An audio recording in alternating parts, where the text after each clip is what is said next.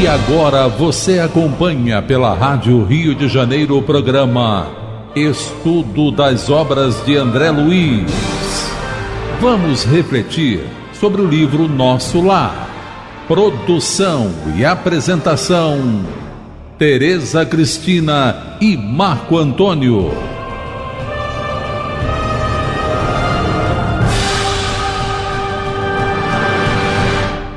Amigos ouvintes da emissora da Fraternidade Rádio Rio de Janeiro, novamente aqui estamos com a permissão de Jesus e a orientação sempre dos bons espíritos, porque com certeza sem ele nenhum trabalho do bem sai corretamente, né? Sem o trabalho realmente deles.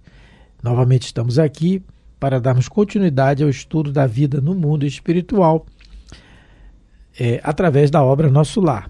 Obra que foi ditada pelo espírito André Luiz e que foi psicografada pelas mãos abençoadas do médium Francisco Cândido Xavier. Olá, caros ouvintes da Rádio Rio de Janeiro. Vamos começar o nosso estudo de hoje. Estamos no capítulo 41, Convocados à Luta. No programa passado, conversávamos, sobre o assunto de guerra, que é o assunto do capítulo, e nós conversávamos sobre a preocupação do governador de Nosso Lar quanto à guerra mental que existe paralelo à guerra material. Nós trouxemos para ler o capítulo 18 do livro Os Mensageiros, que é um capítulo que todos podem, se quiser, darem uma lida, que explica melhor tudo o que aconteceu nessa época da Segunda Grande Guerra Mundial. Nós lembramos aqui o quanto são solícitos os espíritos superiores para conosco nessas épocas muito calamitosas para a sociedade terrestre. E aí nós terminamos de ler o segundo parágrafo desse capítulo, que fala sobre essa questão, que nós tivéssemos cuidado na esfera do pensamento. E aí nós vamos voltar um pouquinho lá no livro Os Mensageiros, no capítulo 18, porque o Aniceto vai falar mais uma coisa importante para o André Luiz, e como a gente só deve estudar o livro Os Mensageiros daqui a algum bom tempo, porque a gente ainda faltam 10 capítulos para terminar Nosso Lar, então vamos ler aqui porque é algo que fala da guerra. O Aniceto diz uma coisa muito importante. A guerra fascina a mentalidade de todos os povos, inclusive de grande número de núcleos das esferas invisíveis. Quem não empunha as armas destruidoras dificilmente se afastará do verbo destruidor no campo da palavra ou da ideia. Mas todos nós pagaremos tributo. É da lei divina que nos entendamos e nos amemos uns aos outros. Todos sofreremos os resultados do esquecimento dessa lei, mas cada um será responsabilizado de perto pela cota de discórdia que haja trazido à família mundial. E aí ele vai dizer que o que a gente tem que fazer, o que a gente precisa fazer nessas épocas, Ele vai falar também nesse capítulo o seguinte: nesses tempos, é aí que eu comentei no programa passado, é o antídoto, para a gente não ter maus pensamentos, o remédio. Nestes tempos, contudo, observou Alfredo, que também é o trabalhador do livro Os Mensageiros. A prece é uma luz mais intensa no coração dos homens. Bem se diz que a estrela brilha mais fortemente nas noites sem luz. Imaginem, E aí ele vai contar uma história muito interessante. Qual capítulo aí? Capítulo 18. Do livro Os Mensageiros. Ele vai contar que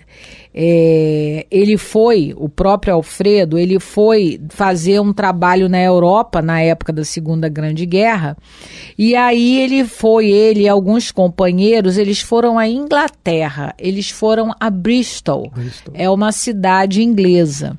E aí vocês me permitem eu ler, porque é uma das situações do livro Os Mensageiros que mais me ficou gravada na mente e no coração. É a postura de alguns ingleses nessa cidade. E aí ele começa a narrar. A nobre, então, Segunda Grande Guerra Mundial, Bristol, Inglaterra. A nobre cidade inglesa estava sendo sobrevoada por alguns aviões pesados de bombardeio. As perspectivas de destruição eram assustadoras. No seio da noite, porém, destacava-se a nossa visão espiritual, um farol de intensa luz. Seus raios faiscavam no firmamento, enquanto as bombas eram arremessadas ao solo. A chefia da expedição recomendou nossa descida no ponto luminoso. Então, eles estavam sobrevoando, né, os espíritos, Alfredo e outros, e viram que no determinado lugar partia como se fosse um farol, um raio de luz. E aí ele continua a narrativa.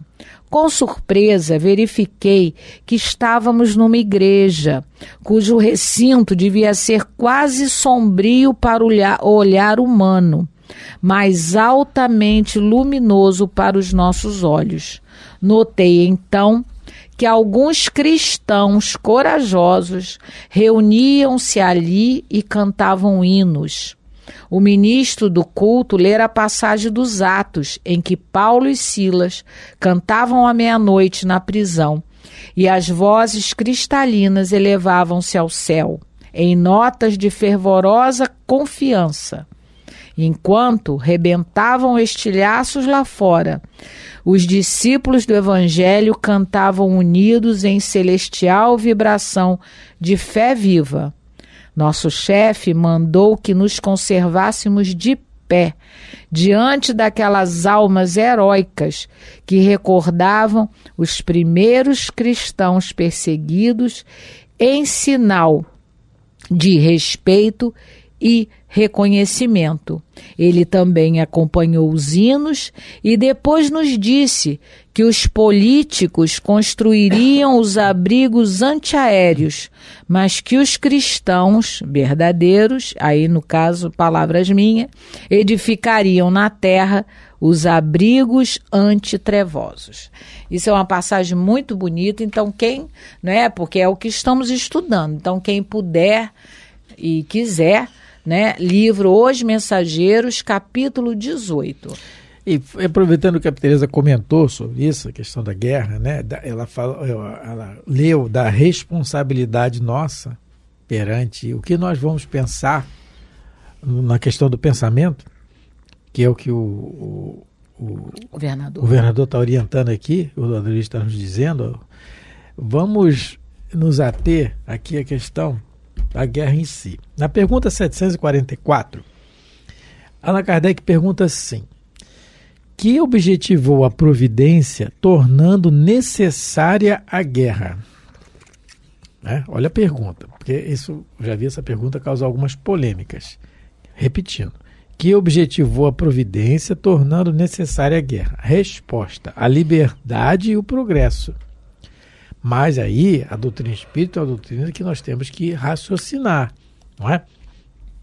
Foi o que Allan Kardec exaustivamente fez para que nós tivéssemos aqui o Livro dos Espíritos e a obra básica toda. Na resposta, a liberdade e o progresso está dizendo assim: a liberdade de fazer ou não, porque é o livre-arbítrio, e o progresso. O progresso é o quê? Os resgates. Ninguém está inserido numa guerra, seja na guerra dentro de casa, seja na guerra do bairro, seja na guerra da rua, sem estar fazendo algum resgate. Há pouco tempo agora nós tivemos um massacre no Oriente Médio, lá com o pessoal do Talibã, que é uns meses, né, atrás. Que é uma guerra que nunca acabou naquela faixa de terra ali, sempre teve. Algum tempo atrás agora, massacre agora, lá em Israel. Mas acho que não foi com o Talibã, não. É com outro grupo extremista. Talibã, eu errei. Mas é um grupo extremista lá. É isso. Doentes como nós, mas estão lá. Então, ali houve resgate. Então, houve a liberdade de fazer ou não, houve a liberdade de cultivar o ódio ou não, e através dessa liberdade, o progresso. O quê? Resgatando. Por quê? Dando sequência à pergunta 744, na letra A, Kardec desdobra a pergunta. Desde que a guerra deve ter por efeito produzir o advento da liberdade, porque todo mundo que faz a guerra diz que quer a sua nação livre, o seu povo livre, as suas ideias livres. Como pode frequentemente ter por objetivo e resultado a escravização? Resposta: escravização temporária, para esmagar os povos, a fim de fazê-los progredir mais depressa, porque ali ocorrem inúmeros resgates. São feitos e aí há o progresso moral. É como Jesus o disse: o escândalo é necessário pela nossa inferioridade, mas há por quem daqueles é feito. Porque a lei de Deus poderia fazer isso tranquilamente, sem necessidade do nosso ódio. E no capítulo que a Teresa leu dos mensageiros, é muito bonito, capítulo 18, né? A Ismália fala assim num trecho. Quando ela falou o capítulo, eu falei, poxa, eu acho que tem. Aí vimos aqui. A Ismália, que está ali na conversa com o Alfredo e com todo mundo ali, com a família toda que recepcionaram eles e falaram desse acontecimento lá em Bristol, a Ismália diz assim: infelizmente, na feição coletiva, somos ainda aquela Jerusalém escravizada ao erro. Todos os dias somos curados por Jesus e todos os dias conduzimos-lo ao madeiro. Nossas obras estão reduzidas quase a simples recapitulações que fracassam sempre. Então, ela está dizendo da questão da guerra. E dolorosamente para nós estamos sempre a ensaiar no mundo a política com os Césares, a justiça com os Pilatos, a fé religiosa com os fariseus, o sacerdócio com os rabinos do Sinédrio, a crença com os Jairos, que acreditam e duvidam ao mesmo tempo, os negócios com Anás e Caifáses. Nesse passo, não podemos prever a extensão dos acontecimentos cruciais. Então, é isso. Ela está falando do nosso comportamento, que começa no nosso pensamento, né? É. E, no caso, essa preocupação do governador, ela também, no caso, e agora especificamente falando de nosso lar, porque se os habitantes de nosso lar não vigiassem os próprios pensamentos, o que poderia acontecer? Uma invasão do pessoal do umbral. Porque o que separa o umbral, né, os habitantes do umbral dos habitantes de nosso lar é a vibração mental e sentimental. Então, olha a preocupação, né, muito séria e muito sensata do governador. Olha, vigie o pensamento. Vocês precisam, de alguma maneira, harmonizar a mente e o coração. Porque, senão, ele não falou isso, mas isso poderia acontecer. Uma invasão, não é? Lembra da vampira que não deixaram entrar? No capítulo que nós estudamos anteriormente? Porque ela não é porque ela estava doente, porque doente eles todos são. Sim. Mas é porque ela não queria a sua melhora, ela não queria um esforço. O que ela queria era perturbar. Uhum, então eu acho que também uma das preocupações, ele aqui não fala claramente isso, mas a gente, né, do que a gente tem estudado, dá para a gente perceber que isso é um perigo que a colônia Nosso Lar e as outras colônias, né, os outros postos de socorro, poderiam ser invadidos se caíssem o padrão vibratório, porque se a gente lembrar, lá no começo do estudo, o Lísias diz para o André Luiz, porque o André Luiz fica encantado com a harmonia da colônia. Aí o Lísias diz para ele: aqui nós temos um compromisso de pensar no bem, agir no bem, falar só coisas boas. Então, no momento que eclode uma guerra, a gente sabe da nossa ligação, não é, com os planos espirituais, daqui para lá e de lá para cá. Nós temos esse intercâmbio, porque a gente vive num mar de pensamentos, como diz o Emmanuel, né? lá no livro Pensamento e Vida. E o André Luiz também diz que nós somos, né, e o próprio Allan Kardec, nós vivemos num oceano de vibrações mentais. Então é de cá para lá e de lá para cá. Imagine se esse padrão em nosso lar começa a cair, daqui a pouco os habitantes do umbral estariam já invadidos. Lembra que a gente estudou sobre a questão da alimentação, que havia contrabando? Isso. E o governador tolerante durante muito 30 dezenas de anos, tolerando, ensinando, até que um dia, não, aí o coisa falou para o André Luiz, né? Fala para o André Luiz assim, aí eu vi a indignação do espírito justo, e fala assim, e teve prisão, abriu-se os calabouços, ele fala, porque estava perturbando a harmonia da colônia. Sim. Né? Existe uma ordem, uma disciplina no plano espiritual que a gente observa detalhadamente, não é? Porque a gente não gosta de disciplina, não gosta. Bom, vamos começar a leitura, porque a gente nem começou a ler. Vamos lá, Teresa. Terceiro parágrafo. Reconheci que os espíritos superiores nessas circunstâncias passam a considerar as nações agressoras não como inimigas, mas como desordeiras e cuja atividade criminosa é imprescindível reprimir.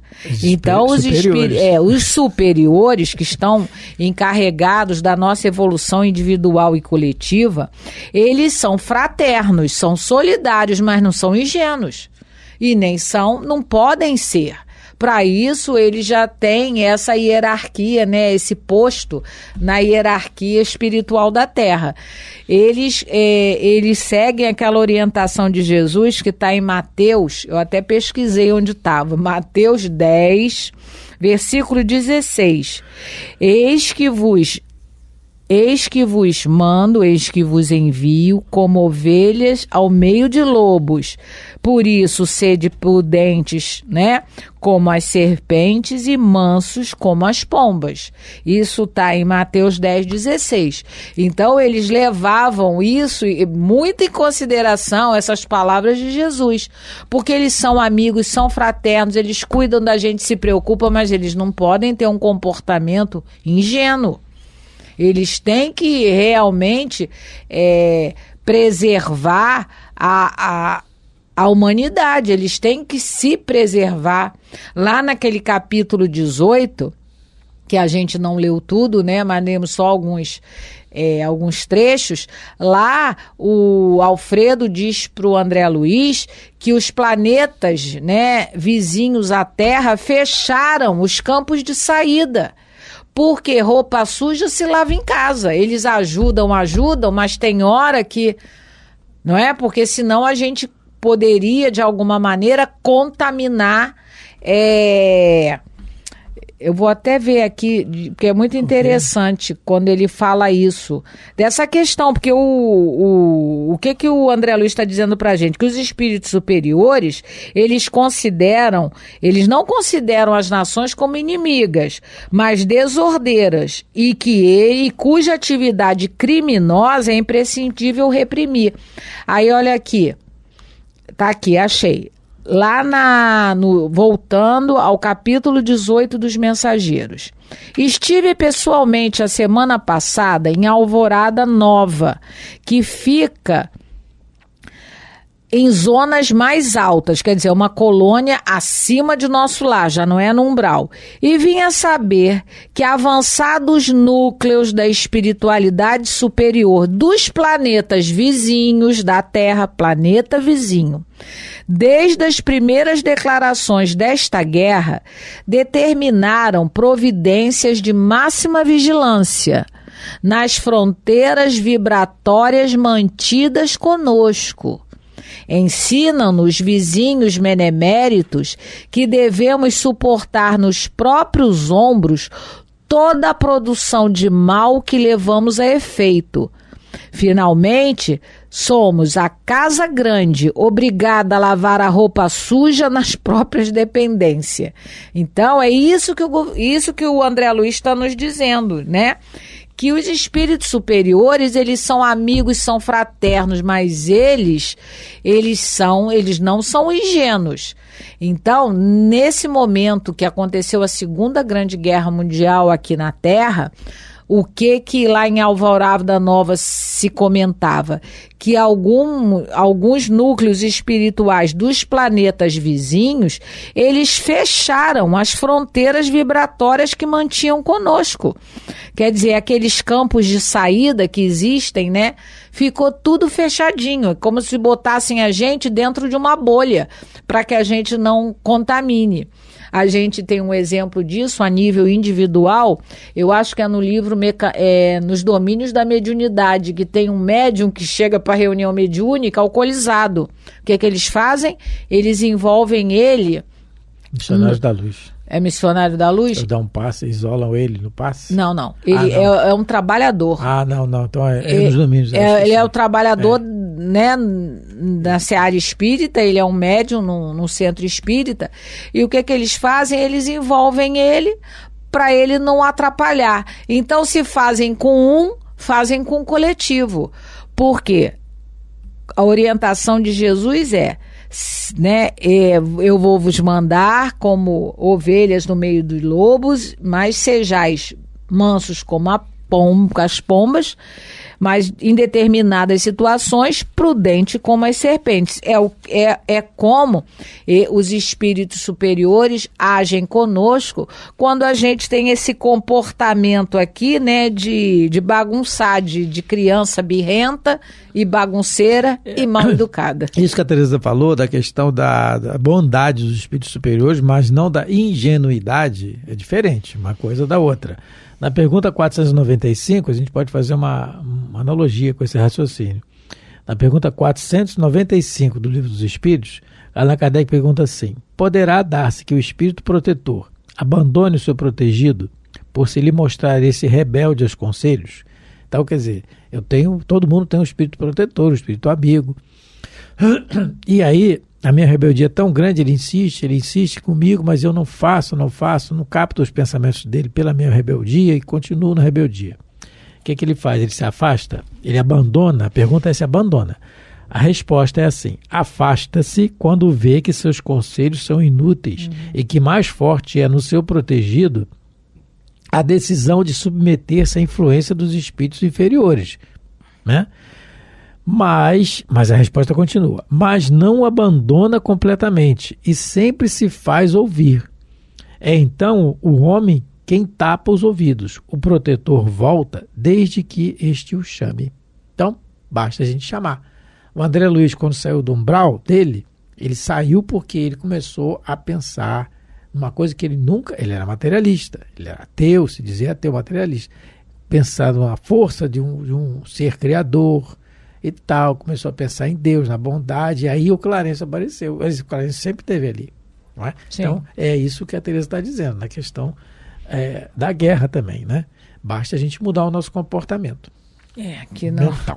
Infelizmente, a humanidade da Terra... Quer dizer, basta, né? É muito fácil falar basta, é difícil para todos nós. Isso que eu ia falar, é mais fraca, como dizem os espíritos, é mais fraca do que má. Foi Jesus que falou e já está acabando o tempo. Para Pedro, né?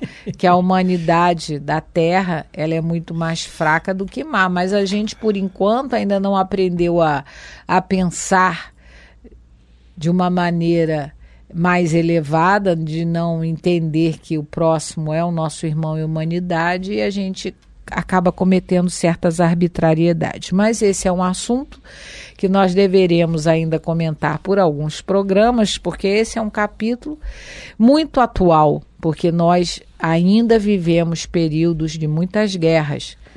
E sabe Deus até quando a gente vai ter esse comportamento criminoso. Deus que nos ajude, Jesus que ampare a toda a humanidade e que nós possamos vigiar as nossas guerras íntimas, né? A guerra em família, porque essa a gente pode controlar. A guerra no mundo não, mas a guerra em família sim. Muita paz de Jesus a todos, fiquem com Deus, um grande abraço aos nossos ouvintes, ao Jorge, ao senhor Newton, aos amigos lá do Vicente Moretti, a todos aqueles que nos ouvem. Muito obrigado pela atenção, pelo carinho. Fique com Deus. A Rádio Rio de Janeiro apresentou o programa Estudo das Obras de André Luiz. Produção e apresentação: Tereza Cristina e Marco Antônio.